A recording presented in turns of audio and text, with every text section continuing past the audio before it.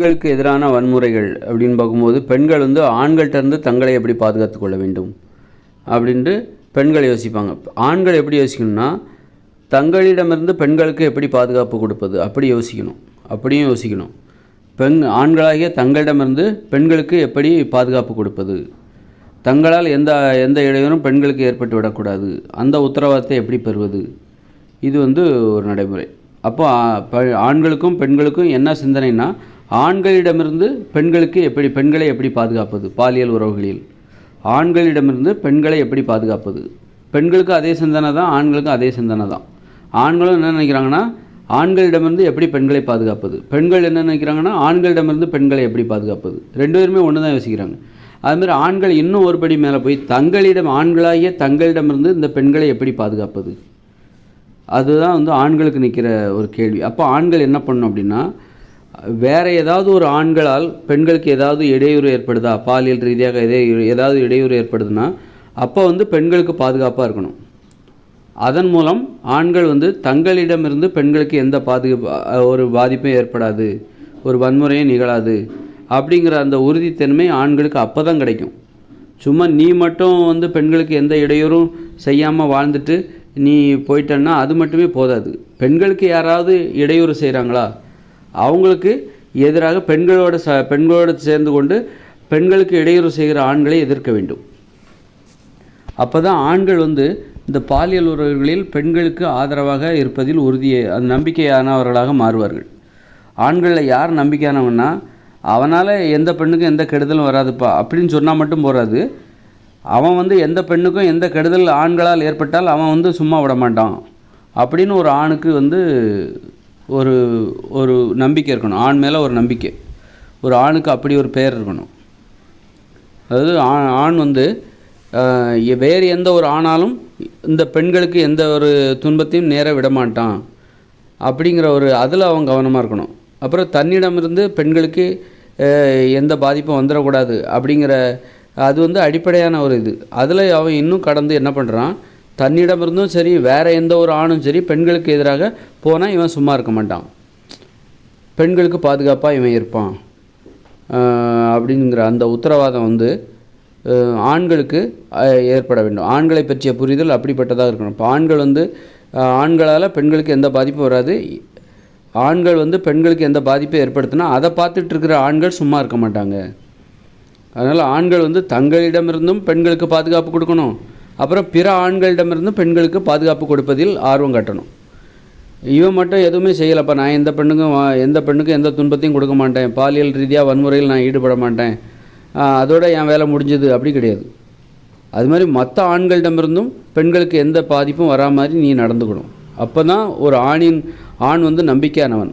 எந்த ஆண் நம்பிக்கையானவன்னா, தன்னிடமிருந்தும் ஒரு பெண்ணுக்கு எந்த ஆபத்தும் வந்துடக்கூடாது, பாலியல் ரீதியாக எந்த ஒரு வன்முறையும் வந்துவிடக்கூடாது. தன்னிடமிருந்தும் ஆண்களாகிய தங்களிடமிருந்தும் பெண்களுக்கு எந்த துன்பமும் வந்துடக்கூடாது, பாலியல் ரீதியாக பாலியல் உறவு ரீதியில் வன்முறையில் ஈடுபட்டுவிட. அதே மாதிரி வேறு எந்த ஒரு ஆணும் பெண்களுக்கு இடையூறு செய்தால், பாலியல் ரீதியாக இடையூறு செய்தால் அதை பார்த்துட்டு ஆண்கள் சும்மா இருக்கக்கூடாது. அப்போ தான் ஆண்கள் முழுமையானவர்களாக இருக்கிறார்கள்.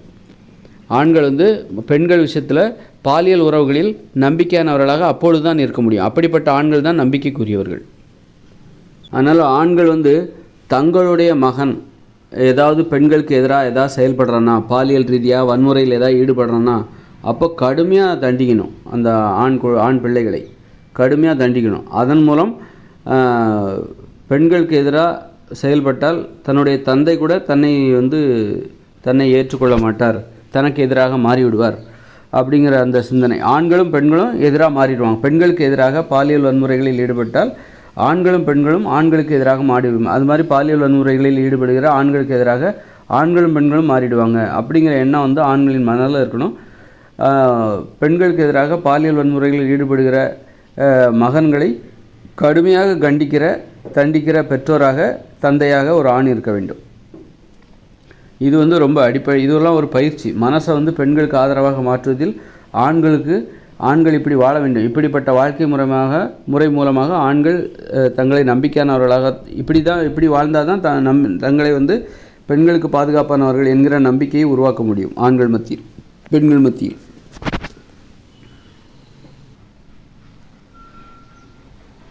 இப்போ வந்து என்ன பண்ணுறாங்கன்னா, இந்த போலீஸு அதெல்லாம் வந்த உடனே இது நம்முடைய வேலை, பெண்களுக்கு எதாவது பாதிப்பு வந்துன்னா எல்லோரும் இது நம்முடைய வேலை, இது போலீஸோட வேலைன்னு நினச்சிக்கிறாங்க.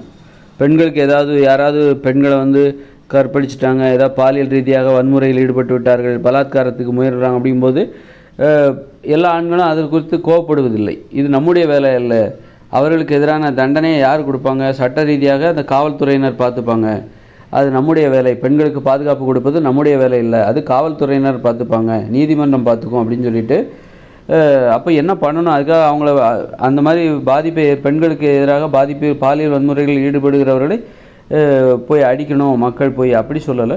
இந்த இயந்திர அறிவியல் உலகில் அந்த பெண்ணுக்கு நீதி கிடைக்கும் வரை போராட வேண்டும். ஆண்கள் அதில் வந்து ஒரு கவனம் செலுத்தணும். போய் என்ன ஆச்சு ஏதாச்சு அது மாதிரி பெண்களுக்கு நீதி கிடைப்பதற்காக தொடர்ந்து நீதி கிடைக்கும் வரை போராட வேணும். அதுபோன்று அந்த மாதிரியான ஒரு வாழ்க்கை முறைக்குள்ளே அவர்கள் இருப்பதை உறுதி செய்ய வேண்டும்.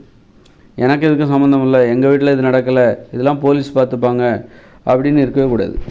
அந்த மாதிரி இருப்பது மிகவும் தவறு. அப்போ இங்கே வந்து போலீஸுங்கிற ஒரு நடைமுறை இருக்குல்ல, அப்போ இயற்கையோடு இணைந்த மனித வாழ்க்கையில் 2040 அப்புறம் அங்கே போலீஸே கிடையாது, இராணுவமே கிடையாது. அப்போ அங்கே இருக்கிற எல்லாருமே காவலர்கள், பெண்களின் காவலர்கள். ஆண்னா யாருன்னா காவலனாக இருக்க வேண்டும். எப்படிப்பட்ட காவலனாக இருக்க வேண்டும் என்றால், பெண்களுக்கு தன்னிடமிருந்து எந்த பாதிப்பும் வந்துவிடக்கூடாது என்பதில் அவன் தன்னிடமிருந்து பெண்களை பாதுகாக்க வேண்டும். அதான் முதல் பாதுகாப்பு.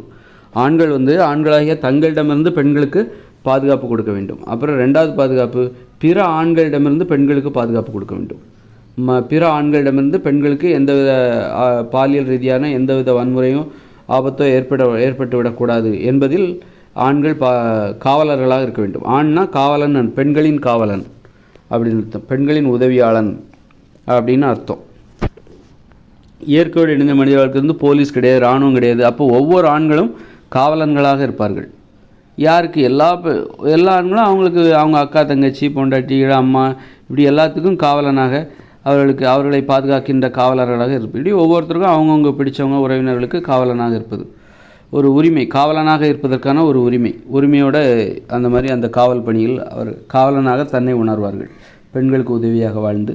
அங்கே இராணுவம்லாம் கிடையாது, புரிதல் தான் இராணுவம். இது தப்பு இது அப்படிங்கிற, எது சரி எது தப்பு அப்படிங்கிற புரிதலே போதுமானது.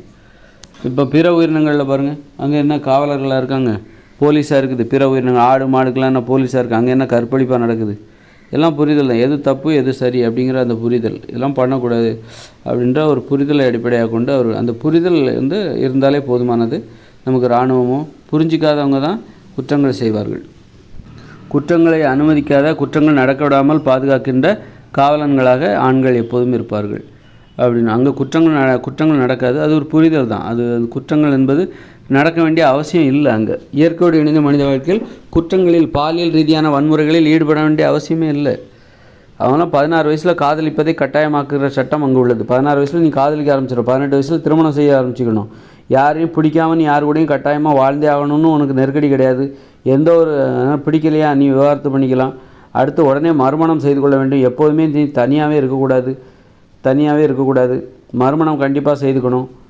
எந்த ஒரு வயசுலையும் நீ துணையை இழந்தால் இன்னொரு துணையை உருவாக்கி, அது ஆணாக இருந்தாலும் பெண்ணாக இருந்தாலும் அதுதான் நியதி. இப்படி இதன் மூலமே வந்து பாலியல் ரீதியாக நீ வன்முறையில் ஈடுபடுவதற்கு அங்கே ஒன்றும் காரணமே இல்லை. என்ன காரணத்தினால நீ வந்து பாலியல், உனக்கு என்ன இங்கே என்ன தடை இருக்கிறது? உனக்கு ஆண் பெண் இருவரும் ஒன்றாக வாழ்வதற்கு தான் இங்கு கட்டாயப்படுத்துகிறது அந்த சட்டம். அப்படி இருக்கும்போது நீ எதுக்கு இந்த மாதிரி இதெல்லாம் பண்ணிகிட்ருக்க? அதனால் அவங்களுக்கு தேவையானதை முறையான வழிகளில் அவருடைய பாலியல் உறவு என்பது ஒரு தேவை. அந்த தேவையை வந்து அனைவரும் கண்டிப்பாக பெறணும். அப்படிங்கிறதுல வந்து நம்ம முறைப்படுத்தப்பட்ட சட்டங்கள் மூலமாக அனைவருக்கும் அதை கொடுக்கும் பொழுது அவங்க ஏன் அதை பண்ண போகிறாங்க? அதனால் அது போன்ற குற்றங்களில் ஏன் ஈடுபட போகிறார்கள்? அதை நம்ம தடுக்கும்போது தான் காதலிக்கக்கூடாது, அப்புறம் 18 வயசில் திருமணம் பண்ணுறதுக்கு நம்ம ஒன்றும் கட்டாய சட்டம் எதுவும் போடலை. உன் விருப்பப்பட்டால் 30 வயசில் பண்ணிக்கோ. இப்போ கணவனை இழந்தவர்கள் மனைவி இழந்தவர்கள் மறுமணம் செய்து கொள்வதற்கு நாம் எந்த ஒரு கட்டாய சட்டமும் போடலை. அப்போ துணை இழந்த 50 வயசுக்கு மேலே நீ மறுமணம் செய்து கொள்வதற்கு இங்கே ஆதரவு கிடையாது. இப்போ இப்படி இருக்கும்போது தான் நிறைய குற்றங்கள் நடைபெறுவதற்கு காரணமே இருக்குது. தனியாக வாழ்வது, பிழைக்க போகிறேன்னு சொல்லிட்டு நகரங்களில் போய் தனியாக அவங்கள நம்பி தான் விபச்சாரமே நடக்குது. அதனால் குடும்பத்தோடு நீ எங்கே வாழ்ந்தாலும் குடும்பத்தோடு வாழ வேண்டும்.